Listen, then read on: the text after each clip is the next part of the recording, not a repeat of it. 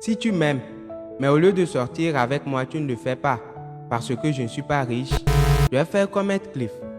Heathcliff était un orphelin retrouvé et adopté par une famille de rang social modeste. Dans cette famille, Heathcliff était détesté du fils aîné Hindley. Il était adoré du père, un homme humble, mais surtout, il était désiré de la fille cadette de la famille, Catherine. Et ce désir était réciproque, puisque Heathcliff aussi aimait follement cette dernière. Heathcliff et Catherine grandissent ensemble dans une liberté sauvage. Ils deviennent inséparables, presque des âmes jumelles.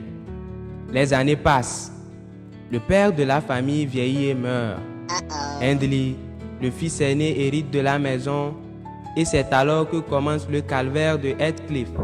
Hindley le réduit au rang de serviteur, le refuse l'éducation et n'hésite pas à l'humilier dès que l'occasion se présente. Un jour, un incident se produit. Catherine se blesse gravement et se fait transporter pour des soins dans une villa luxueuse où vivaient un homme et ses jeunes enfants, dont Edgar Linton.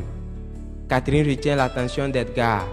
De son retour chez elle, Catherine confesse un jour à leur servante que son amour pour Heathcliff était sincère, mais qu'il serait dégradant pour elle de se marier à Heathcliff, étant donné que ce dernier était devenu vulgaire.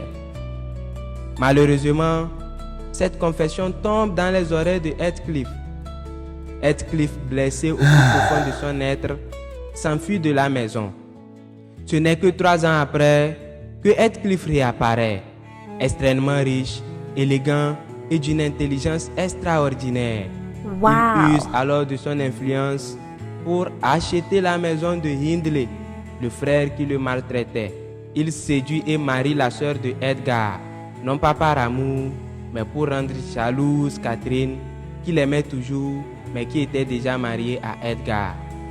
Catherine souffre au plus profond de son être, mais il n'y a pas de retour en arrière.